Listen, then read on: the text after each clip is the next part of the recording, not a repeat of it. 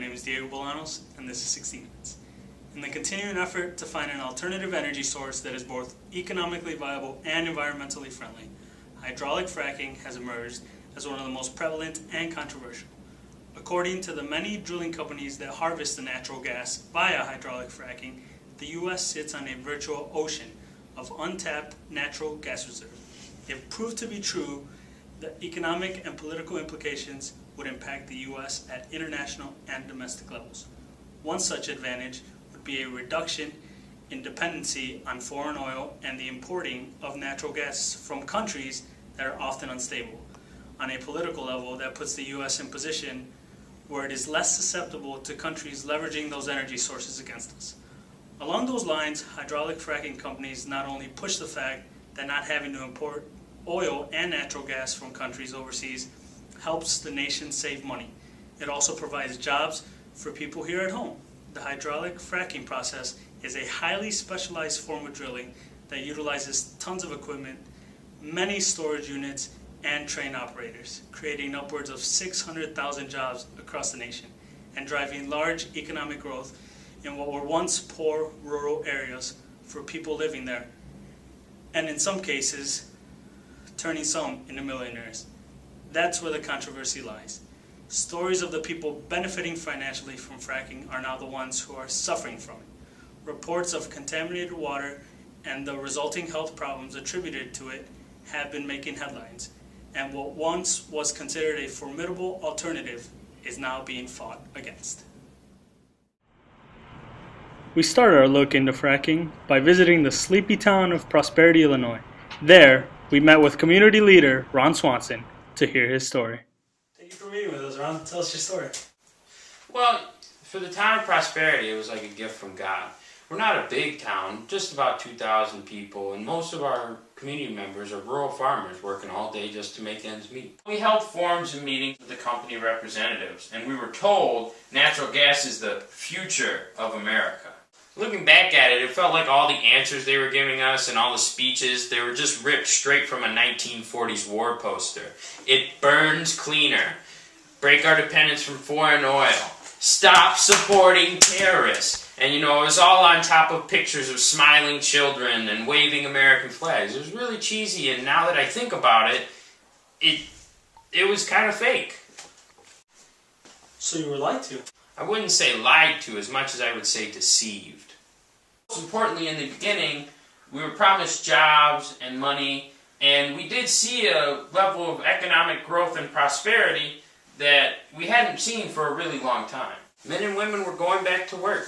Some of our community members became millionaires overnight. The town of Prosperity was prosperous, but the joy didn't last. What do you mean the joy didn't last? We still had the money and we still had the jobs, but slowly members of our community's health began to decline, and they started calling into our office complaining about the water. One of my neighbors, Corey Farmer, he's reporting the worst of it. He can tell you about his animals losing their hair, his family's major health concerns now. He can even light his water from the faucet on fire. Did you say you could light his water on fire? Yeah, it's the darndest thing. You really gotta go talk to Corey. I mean, I can tell you about all the problems, but it's so much better if you see them. Seeing is believing. Thank you, Matt. We'll go and do that. The next day, we took Ron's advice and headed over to his neighbor's house to see firsthand the negative effects of fracking.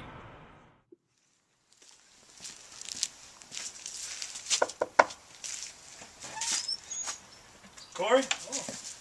Hi. Nice to meet you. Diego, you spoke on the phone? Diego, I'm not even going to try that last name. Okay. By the way, don't turn your back on him. He loves biting ass. Now come on in. Thank you.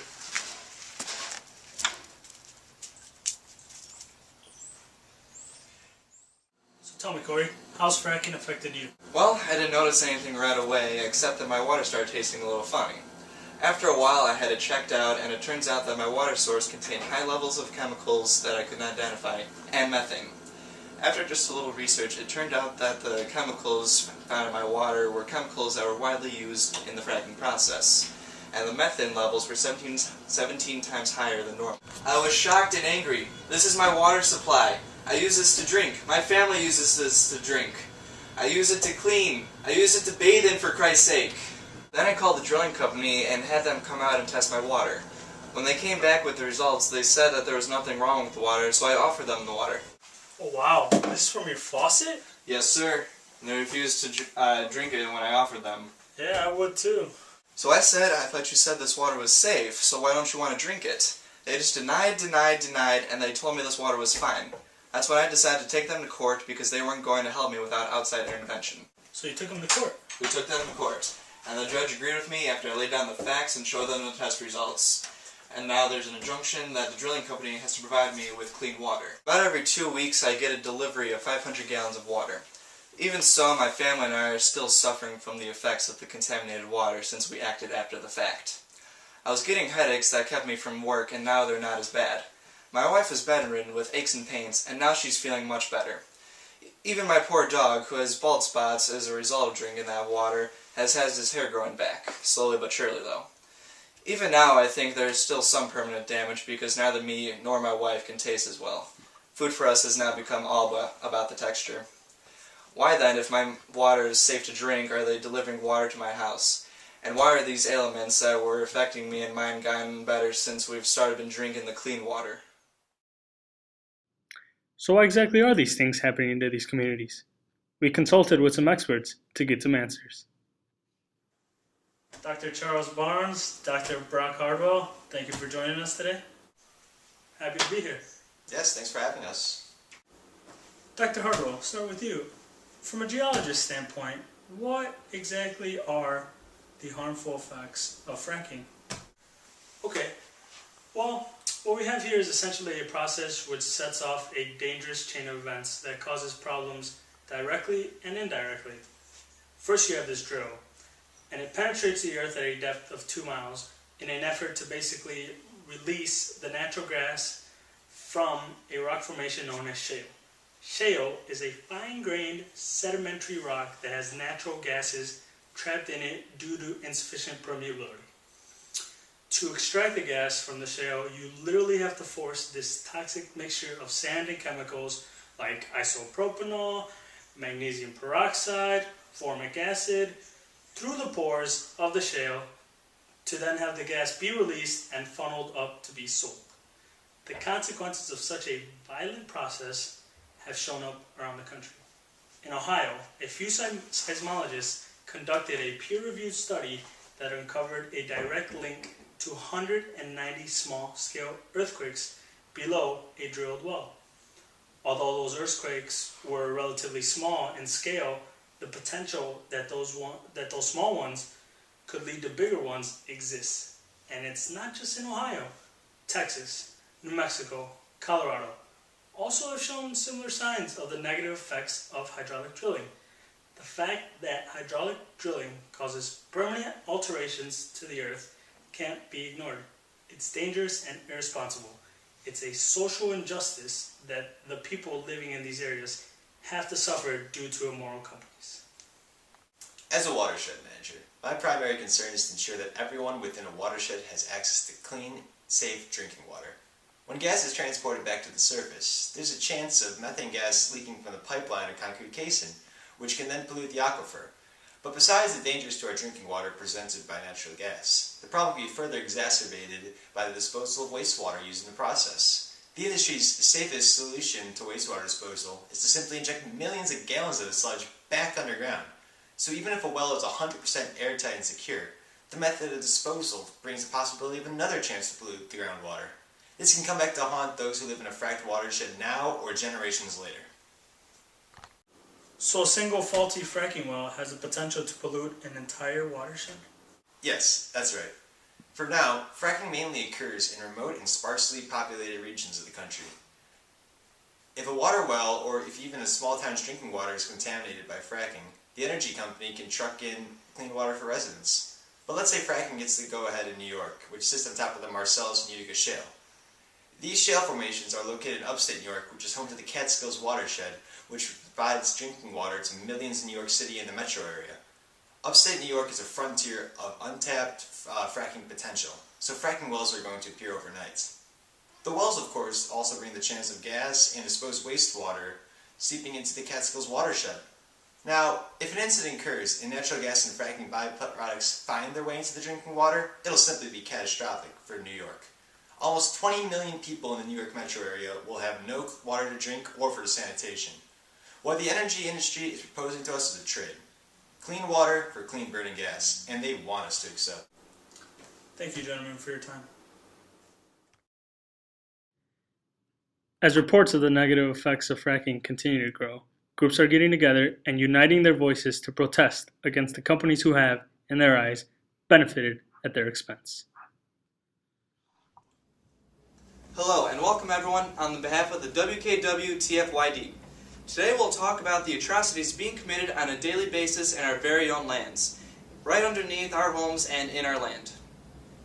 Over a period of 12 months, WKW TFYD has been gathering information on the practices of the unconventional energy solutions.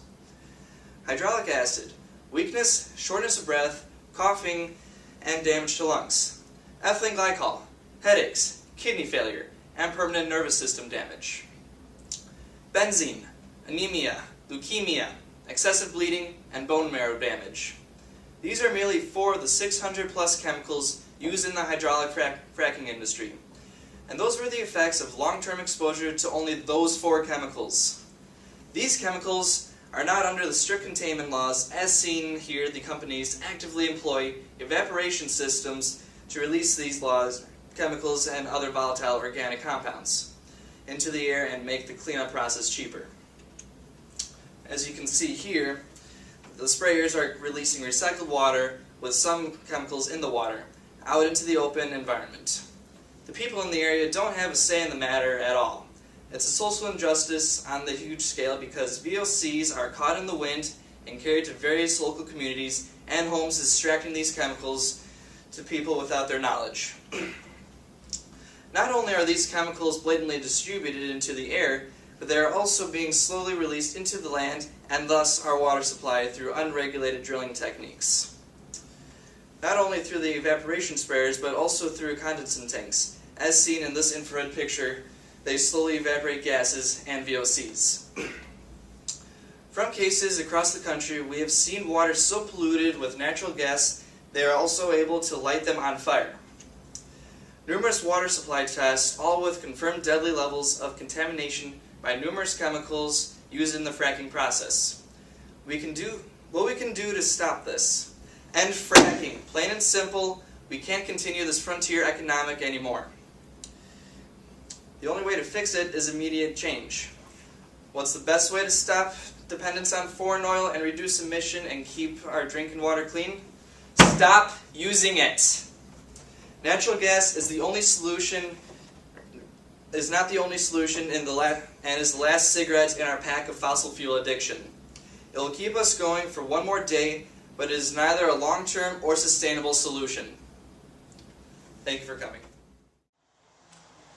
After attending the rally, which specifically targeted UES, we obtained an exclusive interview with their CEO, Sheldon Reingold. Mr. Reingold insisted we visit him at his estate, which is as large as his personality. Say to the people that claim that your drilling practices are harmful to the people in the area that you're drilling. Well, first let me start off by saying this, that here at Unconventional Energy Solutions, we pride ourselves on fueling America in 2 ways. First, by providing clean, burning natural gas to the American people at a cheap, affordable price. And also by providing thousands of out-of-work Americans with jobs in their local areas. And we're also lessening our dependency on foreign oil too. And we'd be fools not to tap into the sea of natural gas that's below our feet. And because we work for the American people, we also make sure to take the steps necessary to protect the American people. All safety precautions are taken with our wells. Protect? So you admit there's an inherent danger to being in the vicinity of your wells? Whoa now, that's not quite what I said. There's no danger with our wells, or any sort of risk. We follow every industry safety regulation that's asked of us. We do our part to ensure the safety of those who live and work near our wells. This isn't what we found in our investigation. We interviewed residents of a small town, and from the time that your company came in to start the fracking process, their water has been rendered undrinkable due to methane leaking into their wells and also by the byproducts of your drilling process. Look, we do all that we can to guarantee the safety of those who lease their land for drilling. There are thousands of wells across the country, and these incidents only arise in a few of these particular types of wells. There are these flukes and anomalies that cause these freak accidents, but I'm optimistic that when the technology improves, we are going to get this accident rate down to zero, and these accidents are going to be a thing of the past. Well, we can't wait for technological innovations to make things safer when people whose land you're leasing from have to drink water like this. Well, while that is unfortunate, these leasers have signed over their property rights for us to drill above and below their land in a legally binding contract. And it's not as if they aren't being fairly compensated through the royalty checks we're sending them every month. And let me see that water. You said it's coming from a well? Yep. Well, that's just how well water looks. Would you like to take a drink? If No. it's safe, take a drink. No, I'm no longer going to entertain these types of questions. If it's safe, take a drink. No. This interview's over.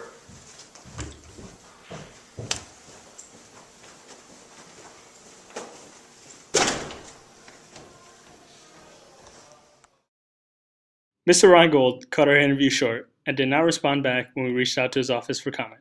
Even so, we still wanted to know, could there be a compromise between the corporations, those negatively affected, and the activists towards a solution? We sought out the president of the National Tree Huggers Association, Teddy Jackson, to hear what he had to say. We've encountered people for and against fracking. We've talked to residents who live in the vicinity of the wells and the drills, and their water has been compromised. They can no longer drink it. On the other side, we talked to the CEO of UES, who claims that incidences like these are just anomalies and exceptions to the rule, and that the drilling process is safe. On the other hand, on the most extreme side, we've talked to activists who claim that fracking will bring nothing but harm and sadness. What's your take? Well, let me start off by saying that fracking in and of itself is not an evil thing. It is an alternative energy source, and the search for an alternative energy source is a wicked problem. There's no real easy solution. With that being said, fracking does provide us with benefits. We need the energy that it provides, and it burns cleaner with fewer carbon emissions than other energy sources. But the process and the politics of it have become corrupted, turning something that could be good into something really nasty. What do you mean by a bridge energy resource? What I'm saying is, it's not the solution. It's still a finite resource, and we will run out of it. But because it's cleaner burning, it'll bring us a step closer towards fixing climate change. So it is a step ahead. And while we're using it and mining it, we need to be furthering our research on clean, renewable energy resources like wind, water, solar. And through that, we can be ready when we do run out of this. It will also break us on our dependence of foreign oil, which with the recent instability in the Middle East, will be good for our economy and our nation as a whole. Okay, what do you mean corruption in the system has corrupted the fracking process? Well, Diego, I'm glad you asked. There's really one major issue here, and that's the Halliburton loophole, which allows these oil and gas companies to not have to report the chemicals being used as per the Clean Water Act. Now, this is such an important issue that it's not really even, it's not funny at all. It's so serious. People are constantly asking their politicians and their representatives, they're saying, why aren't we regulating this? We need to regulate fracking better. We can't have it working as the way it is. It's still causing problems. This stuff is bad. But the sad fact of the matter is, we can't regulate fracking until we know what chemicals are being used. Once we know what chemicals are being used, we can then begin to regulate the use of those chemicals, slowly, hopefully, taking out some of them completely and replacing others with more natural and cleaner solutions that are less toxic to the environment and to human health. So what do you propose as a solution? What I'm proposing is a multifaceted approach. First, we need to educate people and their communities. We need them to be able to say no to the money and jobs until companies have changed their practices. Second, we need to remove the Halliburton loophole. Once we remove that, we can find out what chemicals are being used definitively in this process. And once we know what chemicals are being used in this process, we can move forward with regulating them by removing some chemicals and trying to switch out as many with natural, less toxic solutions as we can. While all of this is happening, we need more research into what is going wrong with fracking. What this entails is just admitting that, hey, this process isn't working right. We didn't intend for it to do these things that's going wrong, but they are going wrong. And we need to do more research and figure out why this is. So you're saying that the way these companies are doing fracking now is not the right way? Well, the first step to recovery is to stop denying that there's a problem. Clearly what's happening was not meant to happen. Nobody wants these people's water supply to be contaminated. Nobody wants them to drink contaminated water or have to bathe in contaminated water. So that's why we need to do this research, so that we can figure out what is going wrong. Why are these things that are happening? Why are people's water being able to let on fire? And how can we stop that from happening? What can we fix in this process to make it a better, safer, cleaner process? And once we do that, we could probably find a way to fix these problems. It's just a simple matter of admitting that the process is not perfect and then working out the bugs. Finally though, we need to understand that even with all of this, natural gas is not the end solution. It's just a bridge to cross the river so that we can get towards our true goal of a clean, sustainable, environmentally friendly energy source. Very well said. Thank you for your time. Thank you.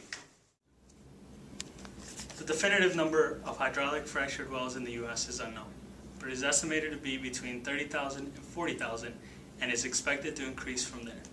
People are upset, and concern is growing about the effects fracking is having on their communities.